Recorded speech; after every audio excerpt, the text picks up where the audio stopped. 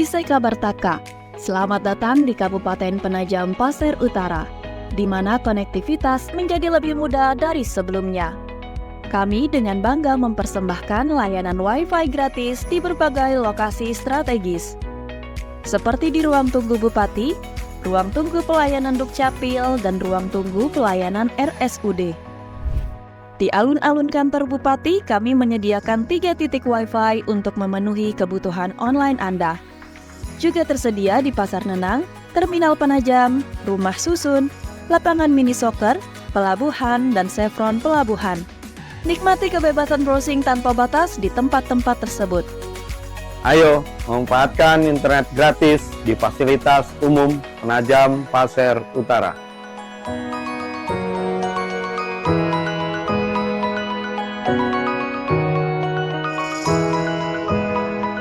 Iklan ini dipersembahkan oleh Diskominfo Kabupaten Penajam Pasir Utara.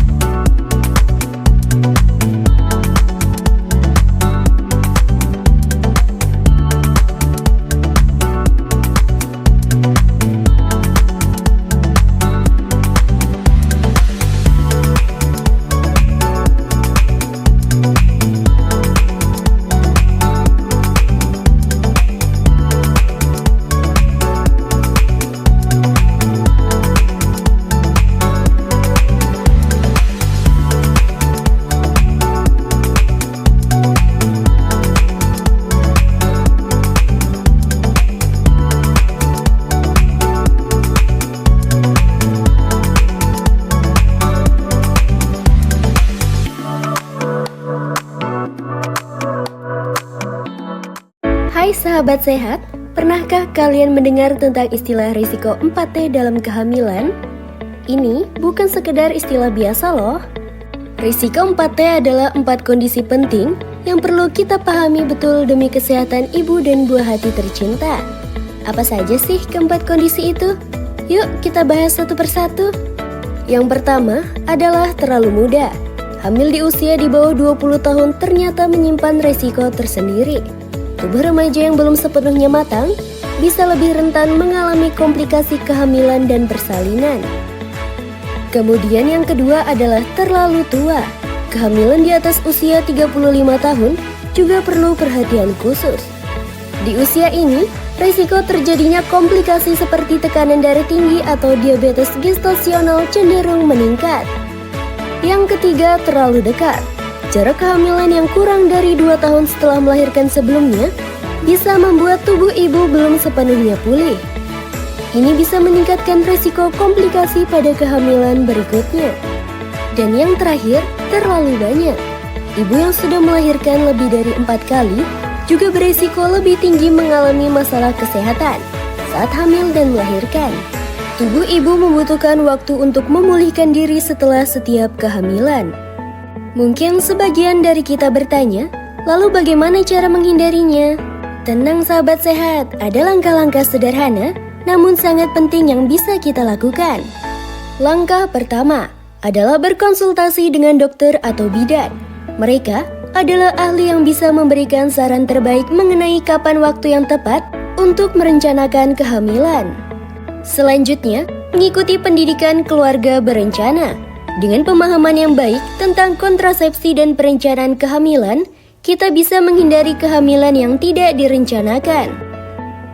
Ingatlah, merencanakan kehamilan dengan matang, memperhatikan jarak ideal antar kehamilan, dan menggunakan alat kontrasepsi yang sesuai adalah investasi terbaik untuk kesehatan ibu dan masa depan anak-anak yang lebih cerah. Semoga informasi ini bermanfaat ya sahabat sehat. Jangan ragu untuk mencari informasi lebih lanjut dan berkonsultasi dengan tenaga kesehatan terpercaya. Kesehatan ibu dan anak adalah prioritas utama.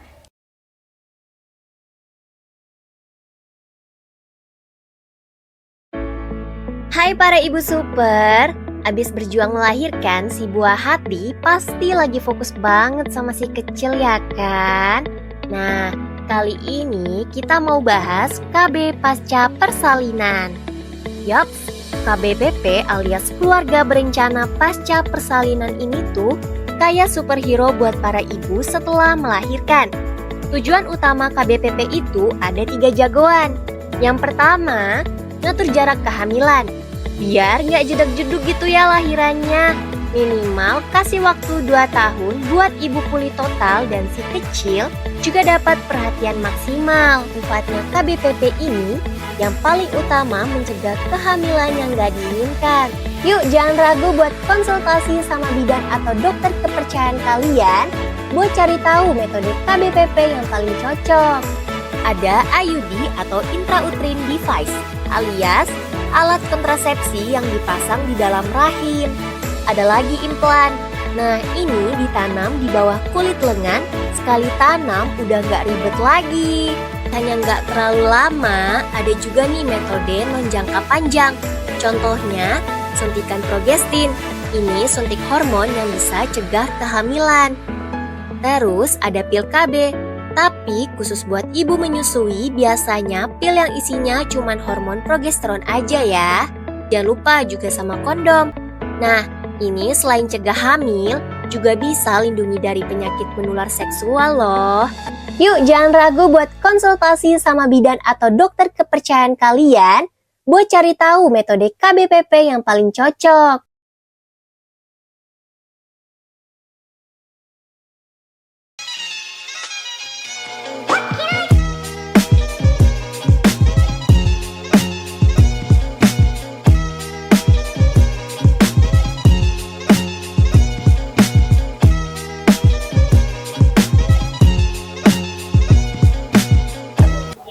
Halo, selamat pagi pemirsa Balikpapan TV. Senang sekali saya Merlin menyapa Anda di pagi hari ini di program Ngobrol Pintar Balikpapan TV. Dan hari ini nampaknya adalah hari spesial yang seluruh kota bahkan negara kita juga sedang mungkin ada kegiatan-kegiatan yang berhubungan dengan lingkungan.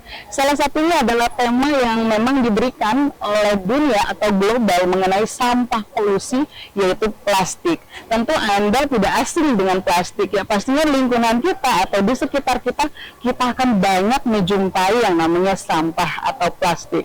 Dan hari ini Marilyn tidak sendirian karena ada narasumber yang begitu kompeten dan spesial juga untuk Anda pemirsa Balikpapan TV.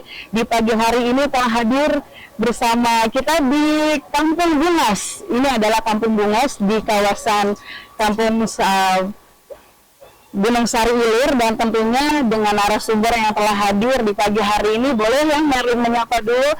Selamat pagi Bapak-Bapak, Ibu yang telah hadir pagi hari ini.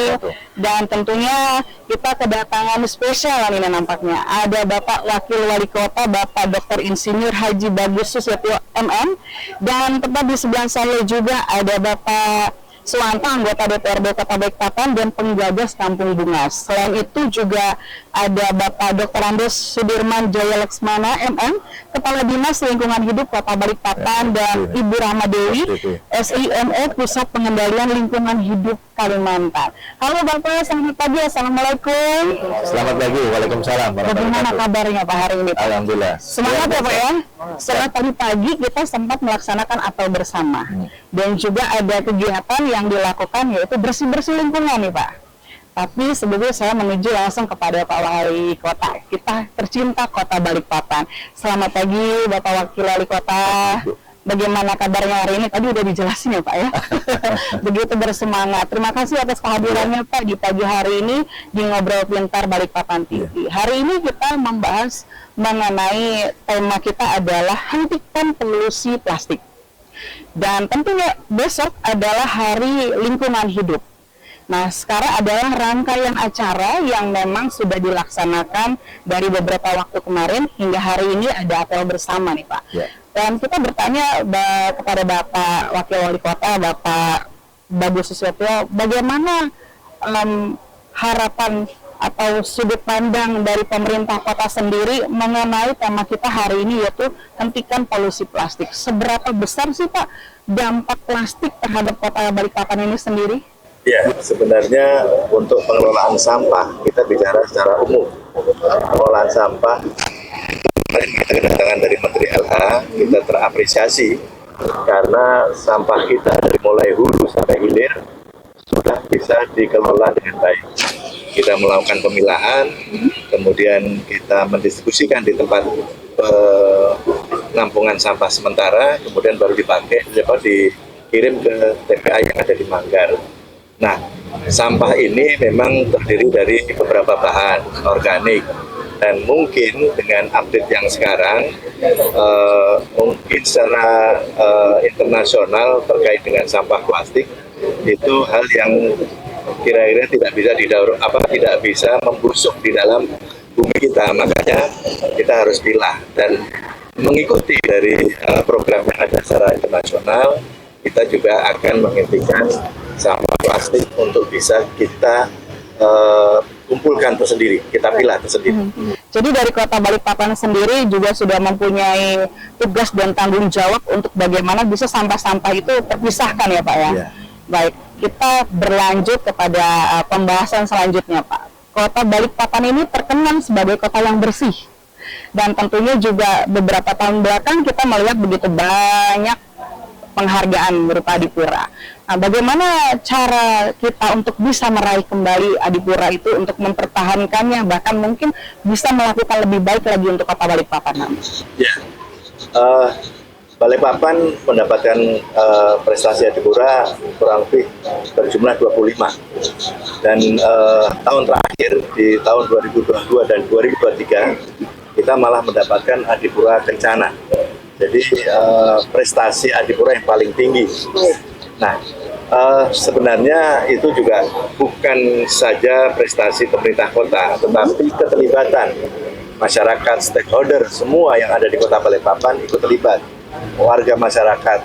Makanya kita tidak henti-hentinya selalu menyampaikan dari tingkat kedinasan yang di bawah Dinas Lingkungan Hidup, masuk ke kecamatan, kelurahan, bahkan di depan ketua-ketua RT itu selalu memberikan motivasi, mengarahkan warganya untuk selalu mulai memilah sampah dan kemudian membuang sampah di tempatnya. Jadi tidak boleh membuang sampah di saluran, di tempat-tempat yang sudah disiapkan oleh pemerintah kota. Jadi masyarakat turut harus andilnya mewujudkan bagaimana Kota Balikpapan ini bisa mendapatkan itu, tidak lepas dari peranan pemerintah, tetapi lebih besar lagi kepada masyarakat.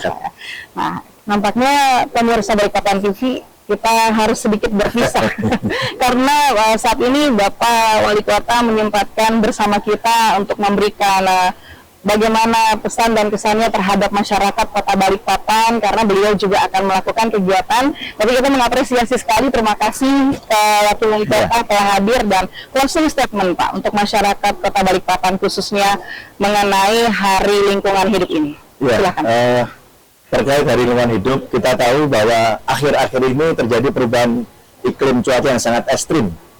Kami atas nama pemerintah Kota Balikpapan mengharapkan semua warga di lingkungan yang terkecil, keluarga kita, sebaiknya untuk selalu menjaga kebersihan, membuang sampah pada tempatnya, dan untuk setiap RT mengajak masyarakat untuk bergotong royong membersihkan lingkungan saluran kita supaya bersih dan tidak akan ada banjir lagi yang menghambat saluran-saluran kita. Baik. Demikian. Baik, terima kasih sekali lagi Pak Wakil Wali Kota karena telah turut hadir, dan kita nampaknya harus pamit ya pemirsa dengan Pak Wakil Wali Kota.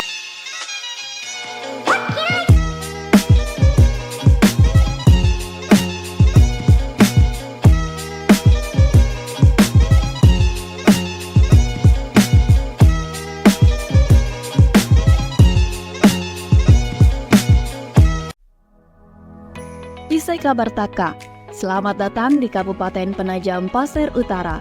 di mana konektivitas menjadi lebih mudah dari sebelumnya. Kami dengan bangga mempersembahkan layanan Wi-Fi gratis di berbagai lokasi strategis, seperti di ruang tunggu Bupati, ruang tunggu pelayanan Dukcapil, dan ruang tunggu pelayanan RSUD. Di alun-alun kantor Bupati, kami menyediakan 3 titik Wi-Fi untuk memenuhi kebutuhan online Anda. Juga tersedia di Pasar Nenang, Terminal Penajam, Rumah Susun, lapangan mini soccer, pelabuhan, dan Chevron Pelabuhan. Nikmati kebebasan browsing tanpa batas di tempat-tempat tersebut. Ayo, memanfaatkan internet gratis di fasilitas umum Penajam Pasir Utara.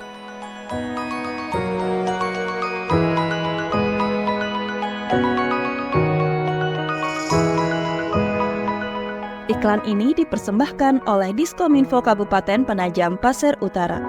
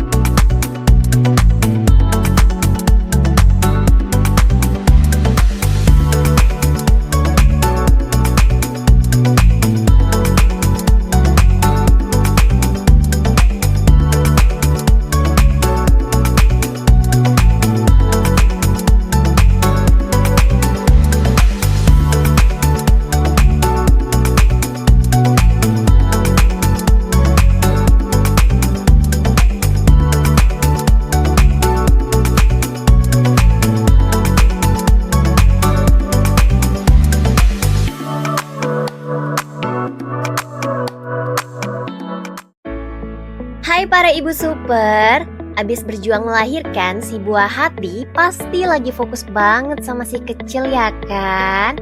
Nah, kali ini kita mau bahas KB Pasca Persalinan. Yaps, KBPP alias Keluarga Berencana Pasca Persalinan ini tuh kayak superhero buat para ibu setelah melahirkan. Tujuan utama KBPP itu ada 3 jagoan. Yang pertama, ngatur jarak kehamilan. Biar nggak jeduk-jeduk gitu ya lahirannya. Minimal kasih waktu 2 tahun buat ibu pulih total dan si kecil juga dapat perhatian maksimal. Manfaatnya KBPP ini yang paling utama mencegah kehamilan yang nggak diinginkan. Yuk jangan ragu buat konsultasi sama bidan atau dokter kepercayaan kalian buat cari tahu metode KBPP yang paling cocok. Ada IUD atau intrauterine device alias alat kontrasepsi yang dipasang di dalam rahim. Ada lagi implan. Nah ini ditanam di bawah kulit lengan. Sekali tanam udah nggak ribet lagi. Hanya nggak terlalu lama. Ada juga nih metode non-jangka panjang. Contohnya suntikan progestin. Ini suntik hormon yang bisa cegah kehamilan. Terus ada pil KB. Tapi khusus buat ibu menyusui, biasanya pil yang isinya cuman hormon progesteron aja ya. Jangan lupa juga sama kondom. Nah, ini selain cegah hamil, juga bisa lindungi dari penyakit menular seksual loh. Yuk jangan ragu buat konsultasi sama bidan atau dokter kepercayaan kalian buat cari tahu metode KBPP yang paling cocok.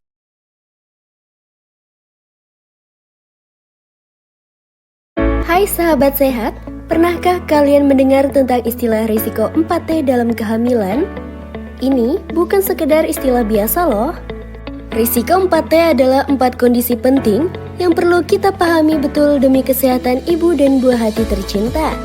Apa saja sih keempat kondisi itu? Yuk kita bahas satu persatu. Yang pertama adalah terlalu muda. Hamil di usia di bawah 20 tahun ternyata menyimpan resiko tersendiri.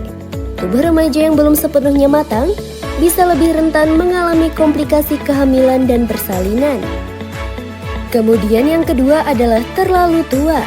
Kehamilan di atas usia 35 tahun juga perlu perhatian khusus. Di usia ini, risiko terjadinya komplikasi seperti tekanan darah tinggi atau diabetes gestasional cenderung meningkat. Yang ketiga, terlalu dekat. Jarak kehamilan yang kurang dari 2 tahun setelah melahirkan sebelumnya bisa membuat tubuh ibu belum sepenuhnya pulih. Ini bisa meningkatkan risiko komplikasi pada kehamilan berikutnya. Dan yang terakhir, terlalu banyak.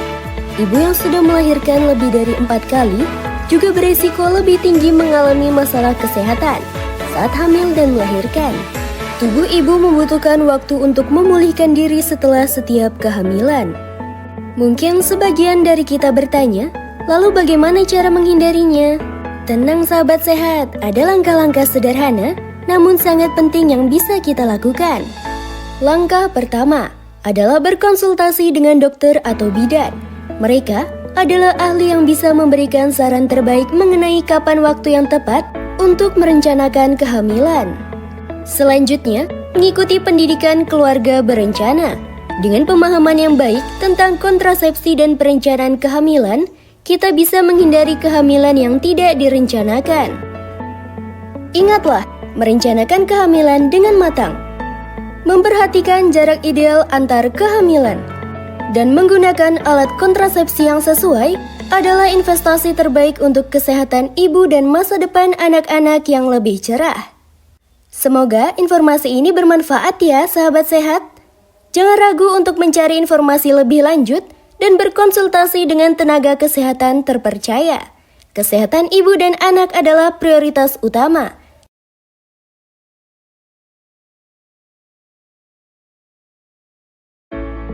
Hai para ibu super, abis berjuang melahirkan si buah hati pasti lagi fokus banget sama si kecil ya kan? Nah, kali ini kita mau bahas KB pasca persalinan. Yaps, KBPP alias keluarga berencana pasca persalinan ini tuh kayak superhero buat para ibu setelah melahirkan. Tujuan utama KBPP itu ada 3 jagoan. Yang pertama, ngatur jarak kehamilan. Biar nggak jedak-jeduk gitu ya lahirannya. Minimal kasih waktu 2 tahun buat ibu pulih total dan si kecil juga dapat perhatian maksimal. Manfaatnya KBPP ini yang paling utama mencegah kehamilan yang nggak diinginkan. Yuk jangan ragu buat konsultasi sama bidan atau dokter kepercayaan kalian buat cari tahu metode KBPP yang paling cocok. Ada IUD atau intrauterine device alias alat kontrasepsi yang dipasang di dalam rahim. Ada lagi implan. Nah ini ditanam di bawah kulit lengan. Sekali tanam udah nggak ribet lagi. Hanya nggak terlalu lama. Ada juga nih metode non-jangka panjang. Contohnya suntikan progestin. Ini suntik hormon yang bisa cegah kehamilan. Terus ada pil KB. Tapi khusus buat ibu menyusui, biasanya pil yang isinya cuman hormon progesteron aja ya. Jangan lupa juga sama kondom. Nah, ini selain cegah hamil, juga bisa lindungi dari penyakit menular seksual loh. Yuk jangan ragu buat konsultasi sama bidan atau dokter kepercayaan kalian buat cari tahu metode KBPP yang paling cocok.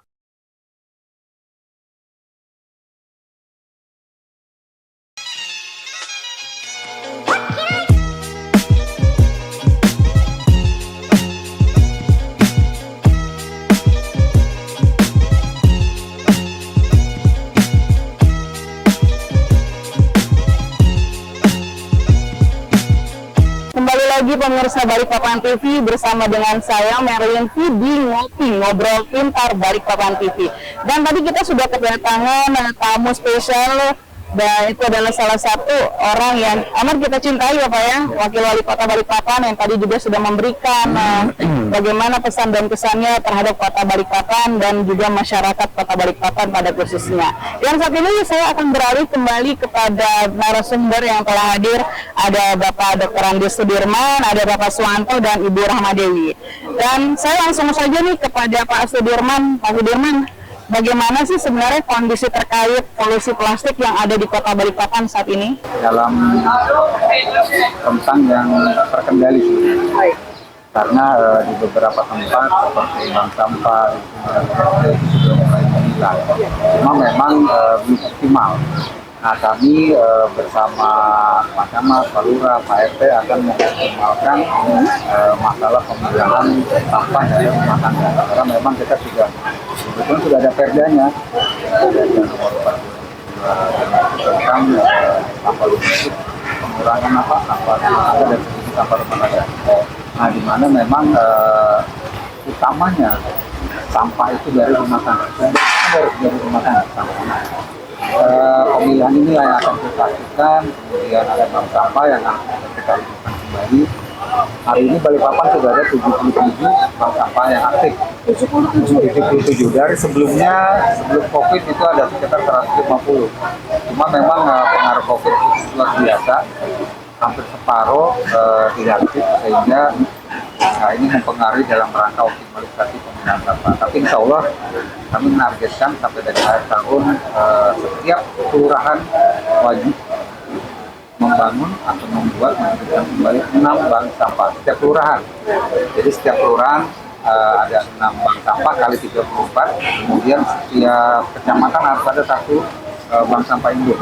Ini akan kita terapkan dalam rangka pengurangan sampah sampai dengan 50% seperti dicanangkan dalam RPJMN oleh pemerintah pusat. Jadi memang ini menjadi perhatian tersendiri ya, Pak ya. Dan memang sudah ada penanganan dari setiap wilayah sendiri. Baik, saya beralih kepada Ibu Rahmadewi. Bu, kalau misalnya kita melihat dari perspektif regional, bagaimana posisi Kalimantan dalam isu pencemaran sampah plastik? Ya, baik. Memang kalau sampah Kalimantan pada lokal itu mencapai 2,5 juta sampah per tahun. Ton sampah hampir 50% adalah sampah. Jadi kalau kita hitung per tahun, seluruh Kalimantan sampah plastik mencapai 50 ton sampah atau 50 juta. 1 kilo sampah plastik itu kalau kita lihat tahun kita kumpulkan hari mungkin 1 karung itu hanya 1 sampai 2 kilo. Bayangkan dengan paling 3 kilo, 2 kilo paling 500 ton. Kalau kita lihat ada 20% dan memang sudah bisa terbawa beberapa kota yang memang sudah ada hitungan. Nah, kalau spesialis sekali tentunya dengan kota Balikpapan yang tidak pengelolaan sampah plastiknya sudah lebih baik dan ke depan kalau lokal juga akan meningkatkan. Nah, memang sampah plastik ini menjadi concern kita. Pada saat ini kami juga mendorong bagaimana sampah plastik ini diselesaikan di rumah tangga. Karena sampah plastik itu sudah ada produksi papan kan? Sudah siap papan plastik itu mesinnya dari limbah plastik jadi papan lembaran belum siap ya? Sampah ini sebenarnya sumber daya yang dimanfaatkan lagi untuk industri plastik. Jadi kita kekurangan plastik.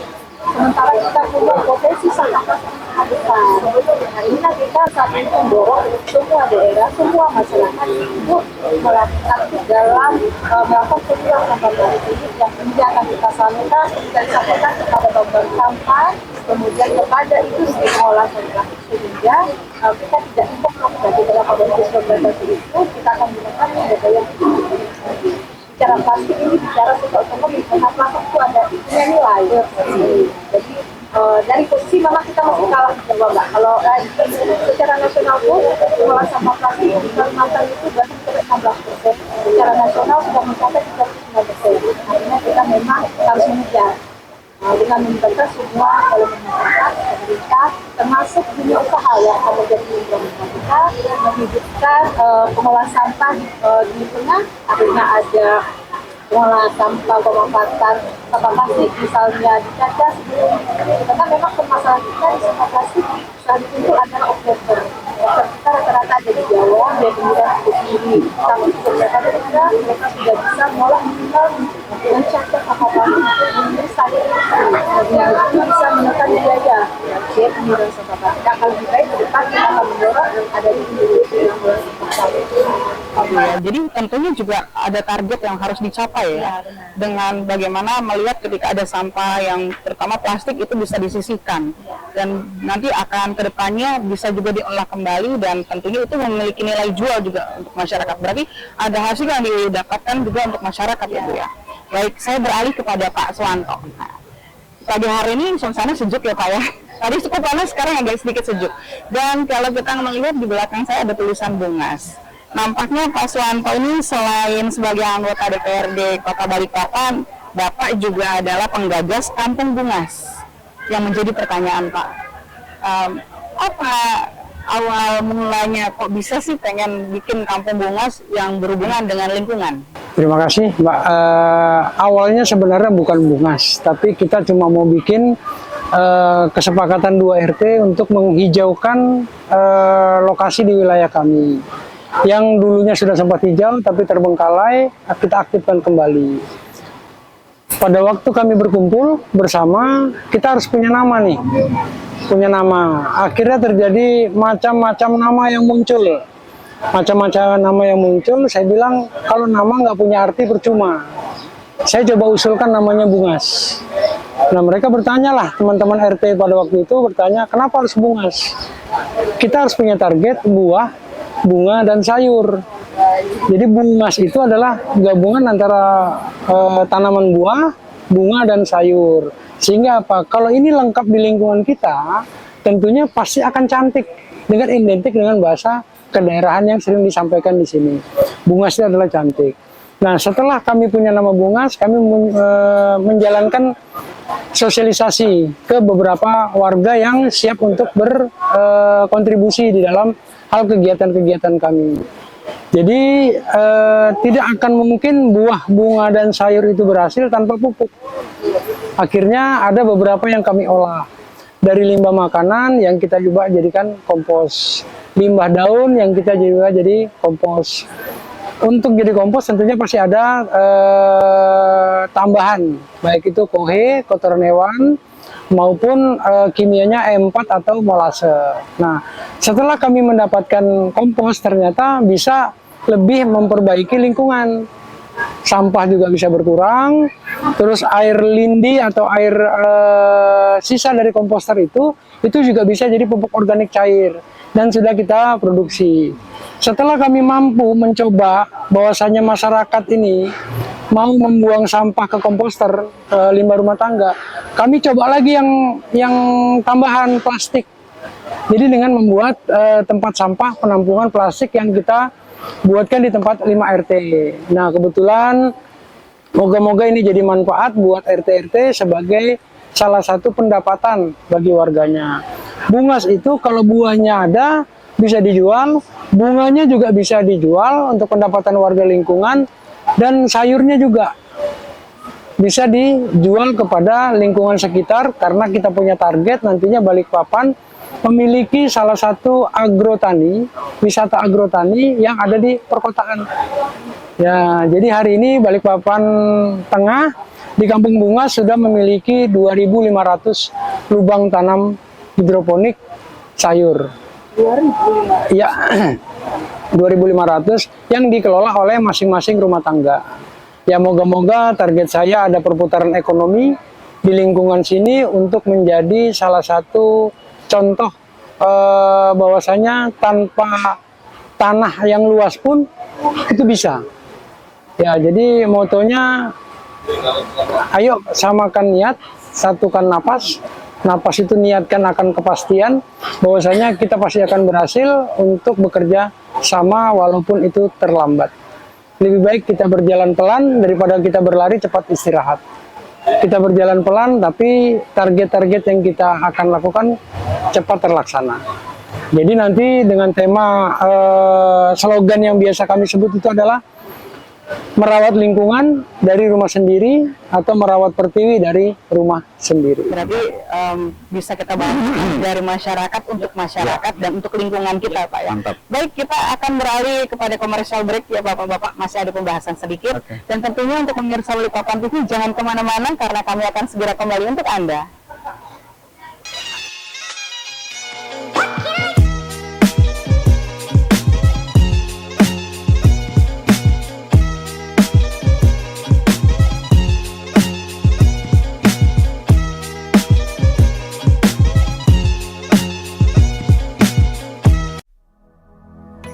Kisah Kabartaka.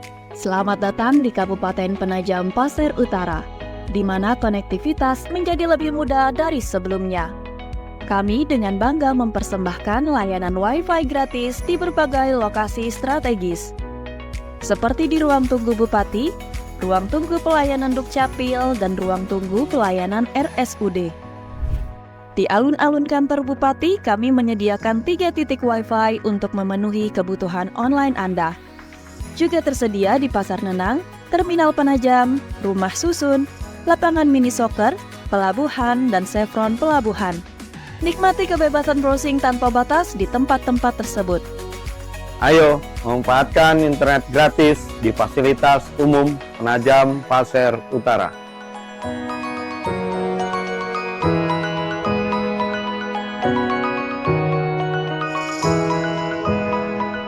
Iklan ini dipersembahkan oleh Diskominfo Kabupaten Penajam Pasir Utara.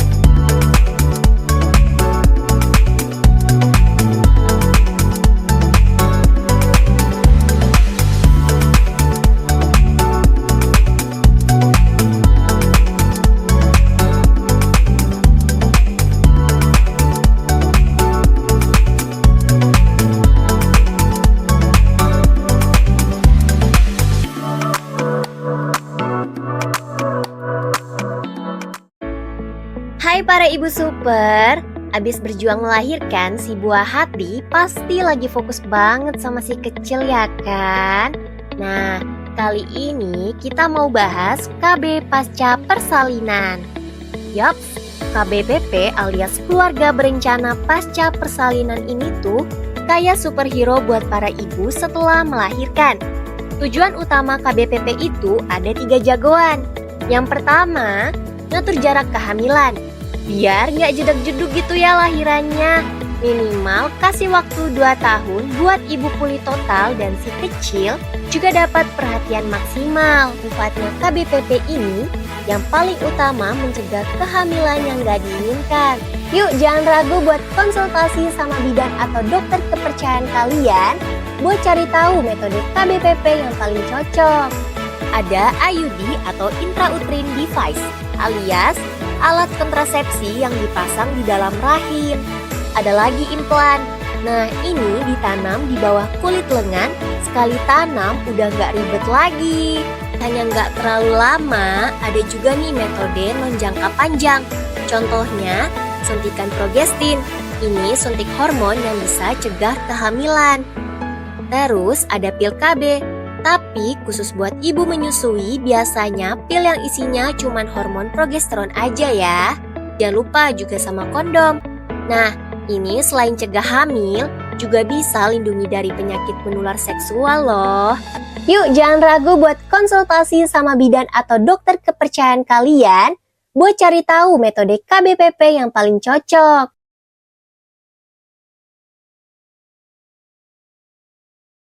Hai sahabat sehat, pernahkah kalian mendengar tentang istilah risiko 4T dalam kehamilan? Ini bukan sekedar istilah biasa loh. Risiko 4T adalah 4 kondisi penting yang perlu kita pahami betul demi kesehatan ibu dan buah hati tercinta.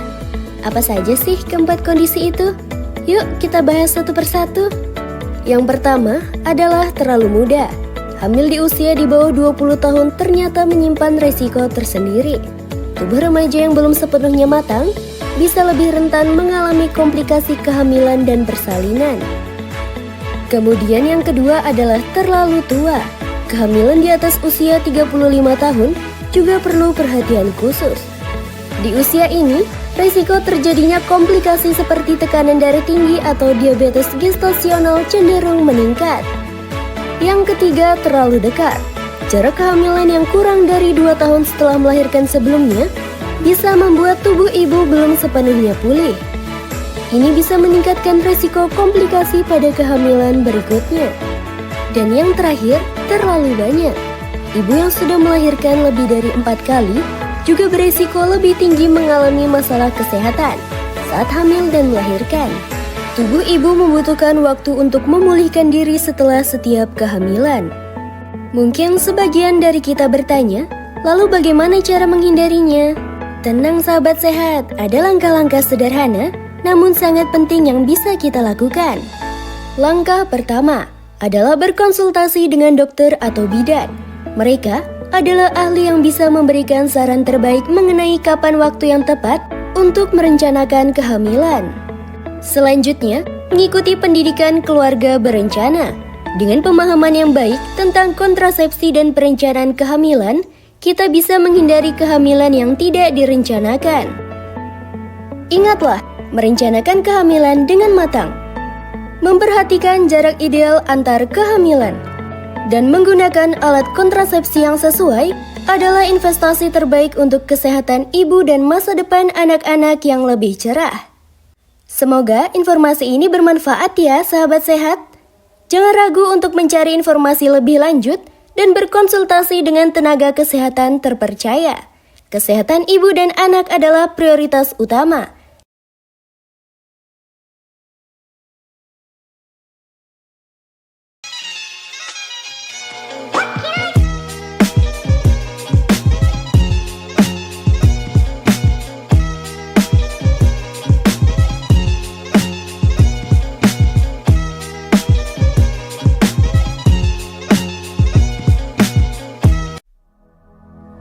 Isai kabar Taka, selamat datang di Kabupaten Penajam Pasir Utara, di mana konektivitas menjadi lebih mudah dari sebelumnya.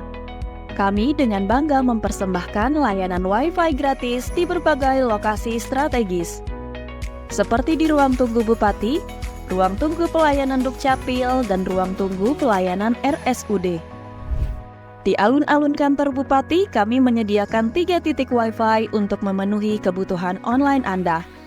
Juga tersedia di Pasar Nenang, Terminal Penajam, Rumah Susun, lapangan mini soccer, pelabuhan, dan Chevron Pelabuhan. Nikmati kebebasan browsing tanpa batas di tempat-tempat tersebut. Ayo, memanfaatkan internet gratis di fasilitas umum Penajam Pasir Utara.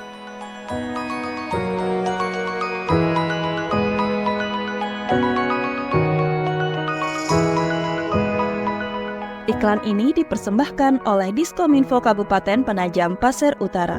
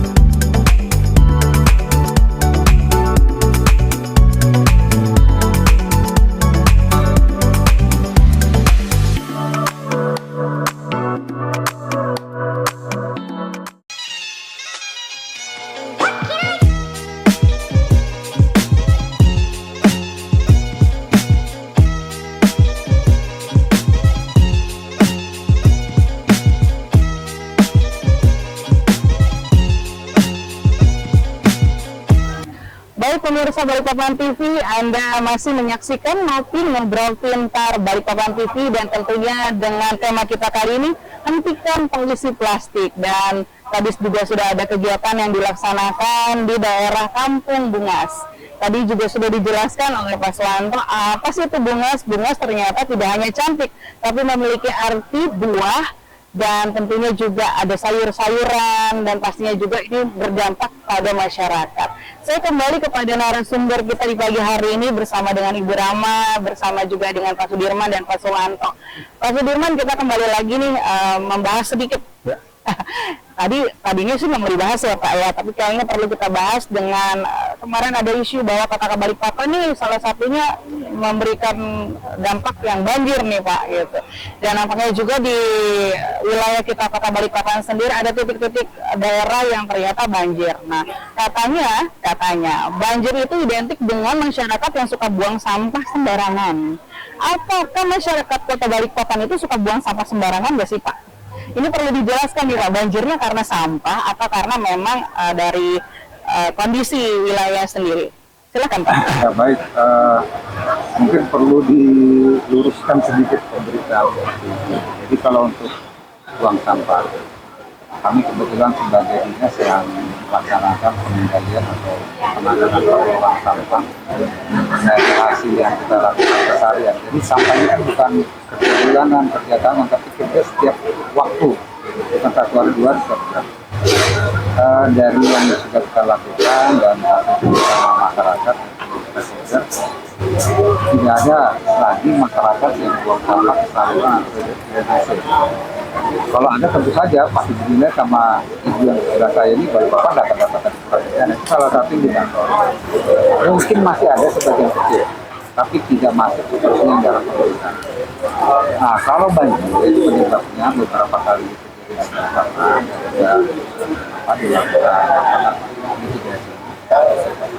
Karena banjir Balikpapan terjadi ketika air laut pasang tinggi gitu. Kemudian intensitas hujan yang tinggi. Jadi pada saat pasang intensitas itu biasanya air yang pada saat hujan itu sudah bisa langsung masuk ke laut.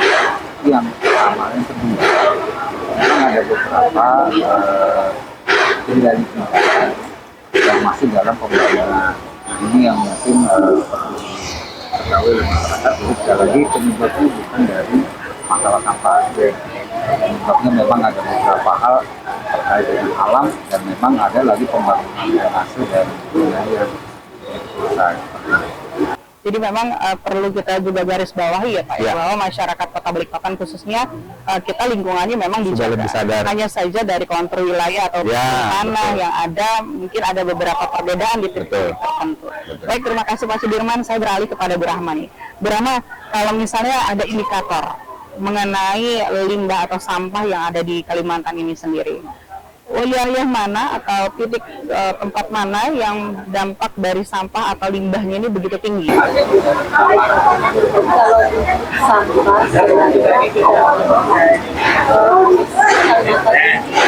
sampah kota-kota yang sudah menerapkan upaya kebijakan dalam sampah, mengajak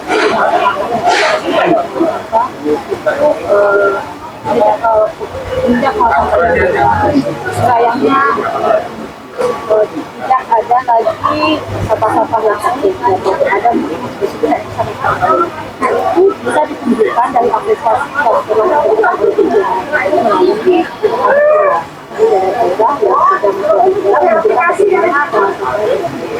daerah yang sudah yang mungkin saat ini juga masih mendapat pembinaan, masih mendapat arahan.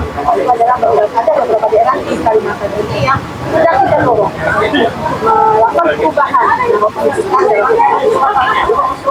pertama. Lalu yang kedua, di dalam plastik dan beberapa kajian yang sudah dilakukan di wilayah Kalimantan, ada beberapa daerah yang sudah terindikasi plastik. Perhatian sampah plastik yang dibuang di media lingkungan, apalagi di perairan, laut, itu akan menjadi sangat kecil. 11 wajar lah. Tidak bisa Iya, setengah 10. Memang perlu kehati-hatian kita bersama. Masa depan sehingga nilai kita lepas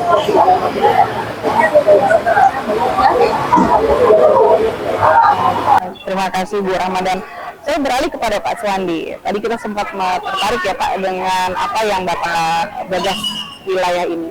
Tentunya apakah target yang ingin dicapai dari lingkungan Bapak ini sendiri? Apakah kan biasa dari pemerintah tuh ada ya Pak ya untuk lingkungan gitu penghargaan. Apakah ada target untuk ke situ? Kami berbuat bukan karena penghargaan, tapi perubahan pola hidup yang kami lakukan. Kalau penghargaan itu bonus Mbak buat warga kami. Jadi hari ini bagaimana kita yang bisa menjaga lingkungan kita sendiri, untuk apa kita menjaga dengan banyaknya tanaman, minimal kita bersedekah tentang oksigen. Jadi kita beramal ibadah terhadap alam lah. Toh yang menikmati juga kita juga, kan begitu. Jadi minimal apa yang kita lakukan, lingkungan bersih, orang datang ke sini juga senang, warga juga yang ada di sini juga senang. Nah jadi kalau warga yang di sini hari-hari melihat mungkin udah biasa mereka lihat kondisi seperti ini, kan gitu. Mereka didatangin, kita ini kelebihan kita apa sih? Kok sampai kita didatangin? Jadi warga ini juga bingung juga, apa sih kelebihannya? Inilah berkat daripada warga yang selalu menjaga keindahan alam dan juga lingkungan dan mau berproses terhadap tentang alam. Jadi berproses tentang alam itu bukan cuma sekedar kita siram tanaman, tapi ada juga limbah yang kita olah karena mereka juga butuh makanan dari limbah itu sendiri. Ya alhamdulillah sekarang limbah-limbah itu sudah bisa kita produksi sendiri. Seperti itu, Mbak. Jadi bisa dibilang ini merupakan moto Kota Balikpapan ya Pak, beriman, bersih, indah, aman, dan nyaman. Baik, kita sudah di penghujung nih Pak. Ada closing statement yang biasanya disampaikan kepada masyarakat, terutama pemirsa Balikpapan TV, yang mungkin bisa dibagikan. Yang pertama boleh Pak Sudirman untuk bagaimana pesan terhadap masyarakat Kota Balikpapan. Untuk warga Kota Balikpapan yang saya hormati, saya sampaikan terima kasih selama ini sudah serta berpartisipasi dalam rangka menjaga Kota Balikpapan yang bersih. Tetapi satu hal yang kalau saya pesan di sini, sampah itu merupakan tanggung jawab kita, tanggung jawab dari individu rumah tangga. Yang terkecil adalah lingkungan rumah tangga. Jadi dari rumah tangga lah, kalau memang mau membantu pemerintah, memilahlah sampah dari rumah tangga, memilah sampah dari sumbernya. Sehingga yang kami tangani dengan pengumpulan dari TPS ke TPA itu hanya tinggal residu, hanya tinggal sisa. Karena apa? Karena sampah organik kalau jadi pupuk atau kompos yang organik dengan nilai ekonomis yang bisa dimanfaatkan.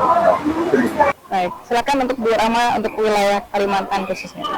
Kota Balikpapan, pemerintah dan seluruh masyarakatnya terkait pengelolaan sampahnya yang sudah cukup baik dan mudah-mudahan ke depan menjadi berkelanjutan nasional. Hal yang kedua, sesuai dengan kita pada tahun ini kami mengajak seluruh masyarakat Kota Balikpapan menjadi kelompok budaya minum sampah. Mulailah mengurangi penggunaan kemasan plastik, kemudian seperti membawa tumbler. Jika kita menggunakan kemasan plastik, maka tolong lakukan pemilahan dari masyarakat, terutama juga generasi muda bisa menjadi duta-duta kita dalam upaya pengurangan sampah plastik di Balikpapan maupun di seluruh wilayah kami. Baik, terima kasih Bu Rama, dan terakhir kepada Pak Suwandi, harapannya untuk masyarakat Kota Balikpapan. Mari membangun lingkungan di setiap RT, baik itu kewilayahan maupun dari rumah.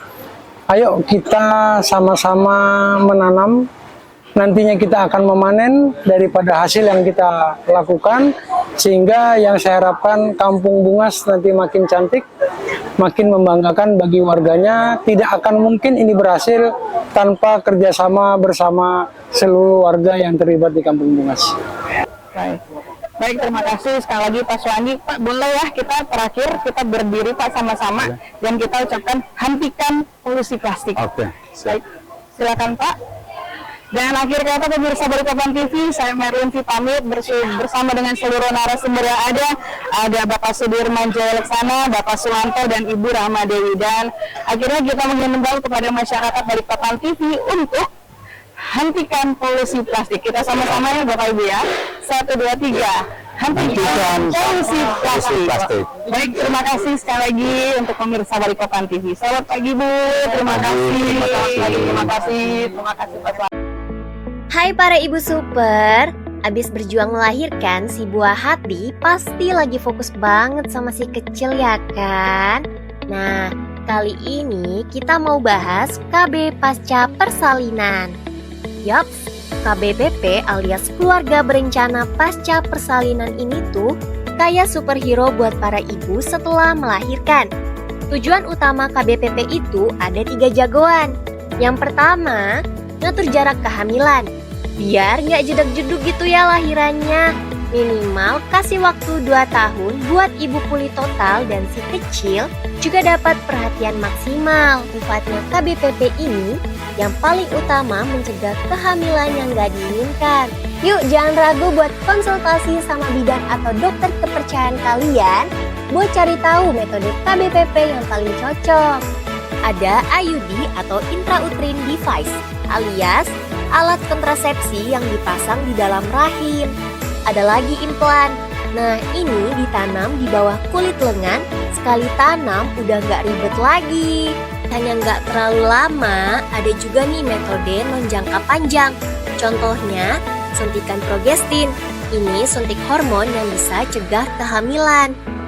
Terus ada pil KB. Tapi khusus buat ibu menyusui, biasanya pil yang isinya cuman hormon progesteron aja ya.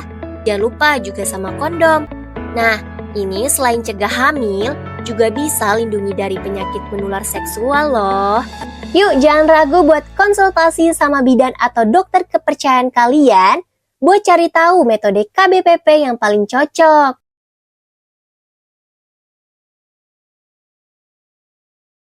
Hai sahabat sehat, pernahkah kalian mendengar tentang istilah risiko 4T dalam kehamilan? Ini bukan sekedar istilah biasa loh. Risiko 4T adalah 4 kondisi penting yang perlu kita pahami betul demi kesehatan ibu dan buah hati tercinta. Apa saja sih keempat kondisi itu? Yuk kita bahas satu persatu. Yang pertama adalah terlalu muda. Hamil di usia di bawah 20 tahun ternyata menyimpan risiko tersendiri. Tubuh remaja yang belum sepenuhnya matang bisa lebih rentan mengalami komplikasi kehamilan dan persalinan. Kemudian yang kedua adalah terlalu tua. Kehamilan di atas usia 35 tahun juga perlu perhatian khusus. Di usia ini, risiko terjadinya komplikasi seperti tekanan darah tinggi atau diabetes gestasional cenderung meningkat. Yang ketiga, terlalu dekat. Jarak kehamilan yang kurang dari 2 tahun setelah melahirkan sebelumnya bisa membuat tubuh ibu belum sepenuhnya pulih. Ini bisa meningkatkan risiko komplikasi pada kehamilan berikutnya. Dan yang terakhir, terlalu banyak. Ibu yang sudah melahirkan lebih dari 4 kali juga berisiko lebih tinggi mengalami masalah kesehatan saat hamil dan melahirkan. Tubuh ibu membutuhkan waktu untuk memulihkan diri setelah setiap kehamilan. Mungkin sebagian dari kita bertanya, lalu bagaimana cara menghindarinya? Tenang sahabat sehat, ada langkah-langkah sederhana namun sangat penting yang bisa kita lakukan. Langkah pertama adalah berkonsultasi dengan dokter atau bidan. Mereka adalah ahli yang bisa memberikan saran terbaik mengenai kapan waktu yang tepat untuk merencanakan kehamilan. Selanjutnya, mengikuti pendidikan keluarga berencana. Dengan pemahaman yang baik tentang kontrasepsi dan perencanaan kehamilan, kita bisa menghindari kehamilan yang tidak direncanakan. Ingatlah, merencanakan kehamilan dengan matang, memperhatikan jarak ideal antar kehamilan, dan menggunakan alat kontrasepsi yang sesuai adalah investasi terbaik untuk kesehatan ibu dan masa depan anak-anak yang lebih cerah. Semoga informasi ini bermanfaat ya sahabat sehat. Jangan ragu untuk mencari informasi lebih lanjut dan berkonsultasi dengan tenaga kesehatan terpercaya. Kesehatan ibu dan anak adalah prioritas utama.